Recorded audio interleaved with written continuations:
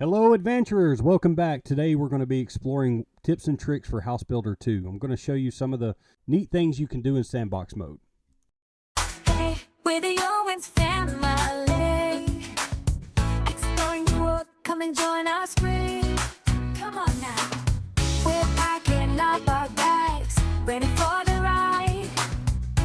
Every day's a journey, we won't be denied. Fun-size adventures, that's our claim to fame. Capturing moments will never be the same. We're breaking boundaries, reaching for the stars. Fun-size adventures, who we truly are. The first thing I want to go over is the move and resize tool. There is a lot of things you can do with this. You just have to take your time. Sometimes you have to play around with it a bit to get it to do what you want, but if you play around with it enough, you'll get the hang of it. The first thing we're going to try to do is connect these two posts using this top beam. If we move it into position and then kind of set it on top of the post. And now we try to resize it. You'll see it turns red and it won't allow you to do it.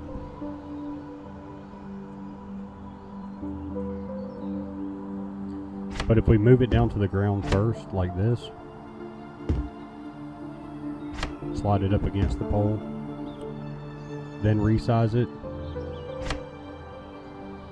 extend it out to the size we need, click on it again, move it up to the top of the pole, slide it over, there we go. Let's say I wanted to add some plants to the pole.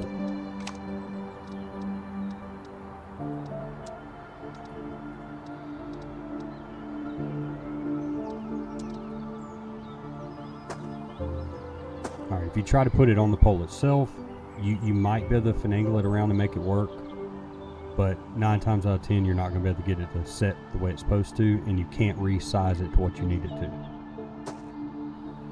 The workaround's not too difficult. All we've got to do is put it on a flat surface, like a wall. But I want to show you something. If you take and measure out the size of the piece you need, see it says 14 blocks. Make a wall that's 14 blocks, and however high you need it to be. Go ahead and put your piece on the wall, extend it out to the size you need, and there you go. All you have to do now is move it. So we're going to click move, slide it over. There we go, perfect.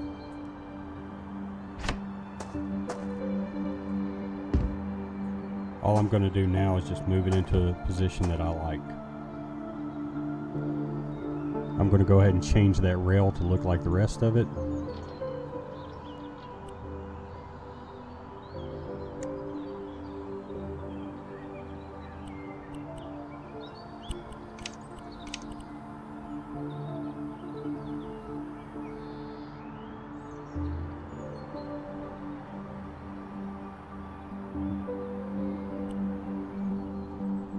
You want to make sure you turn grid snapping off if you want to do very tiny details. If you leave grid snapping on, it's going to snap to the closest grid point. Okay, we're going to play around with windows a little bit. So this is a typical window. It's already set up. It's in the wall. But we're going to add some detail to it that you can't normally do without kind of manipulating things a little bit. I'm going to grab this fence, change its style. Sometimes you can put it directly on the wall, but in this case, I'm just going to put it on the ground. Stretch it out. It's going to lengthen my windows. Now if you move it again with the move tool, I'm going to turn grid snapping on. Makes it easier.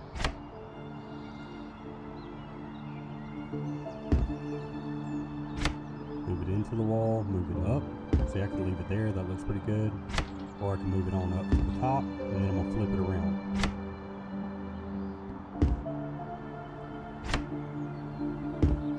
See, that way or the other way.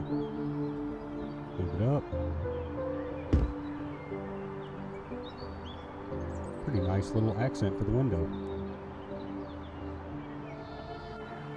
Now I'm going to show you something you can do with swimming pools if you want to make like a lake or a little river or something like that. I've already put a square in the ground.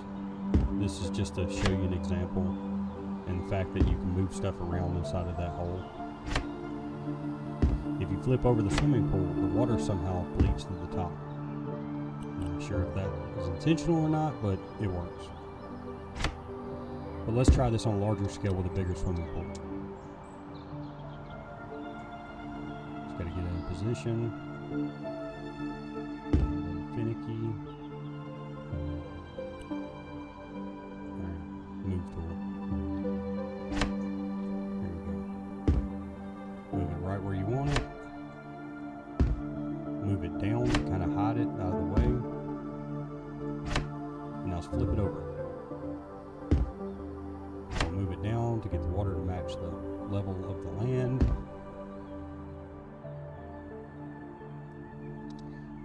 You can still somewhat see the swimming pool, but that's okay. We're going to use the landscape tool. I mean, you could probably do way better than what I'm trying to do right now, but I just want to show you as an example. I'm just going to kind of fill up around it.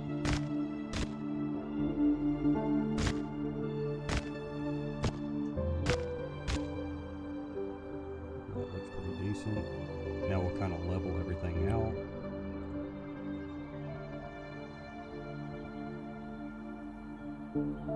Kind of looks like a watered down anthill.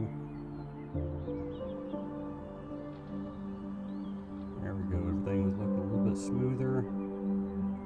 Now you can change the terrain type around it.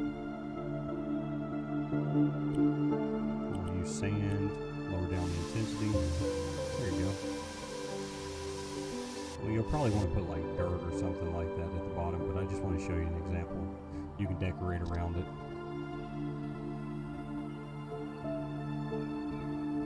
Now this is just a quick tip, but a lot of things in this game can be rotated and moved around, and you can kind of come up with some other ideas while you're doing it.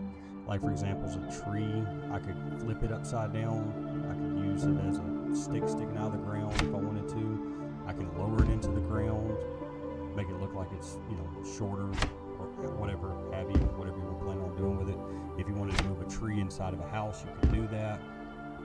Typically it won't allow you to do that, but if you put it outside and drag it in, it works. Just like there, you can flip the tree upside down, put the leaves in the ground. Really, almost everything in this game can be turned from one thing into something else.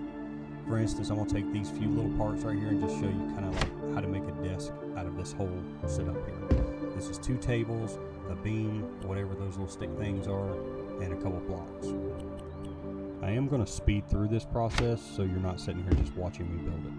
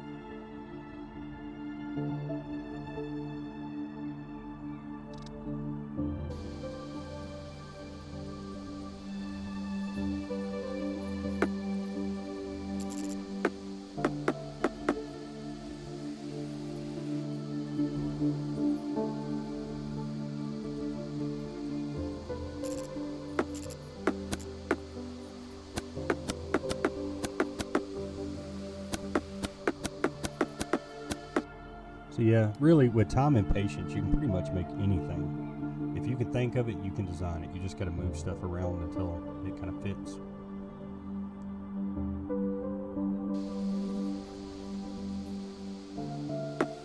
I'm just going to speed this up real quick and turn this carpet into a curtain.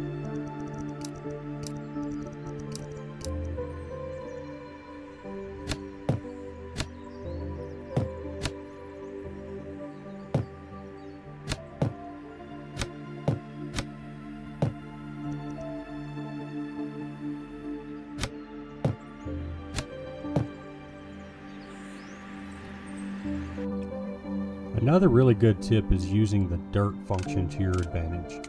There's a lot of things you can make using that, even if you're not trying to set this up for a quest or you just want to make details like flour on a table or chalk on a chalkboard. Like for instance here I'm going to put some of the cafe graffiti on the chalkboard.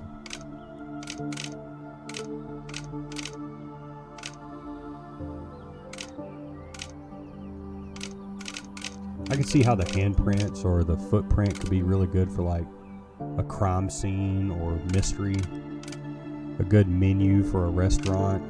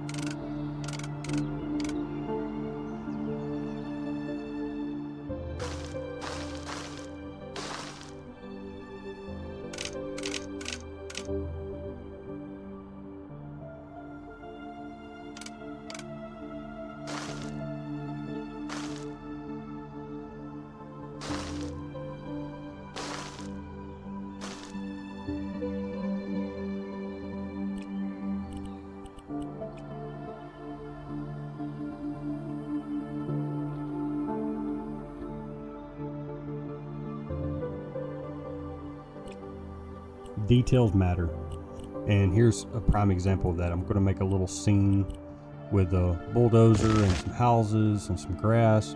It kind of gives you an idea of the things you can do just to kind of bring your level to life.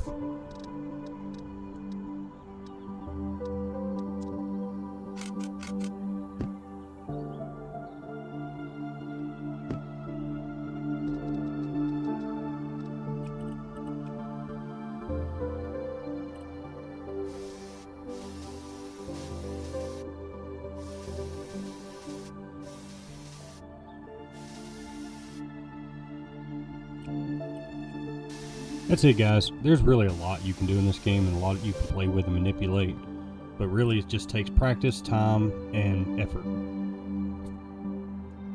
Hope you enjoyed this video, and please like, comment, and subscribe, and I will see you on our next bite-sized adventure.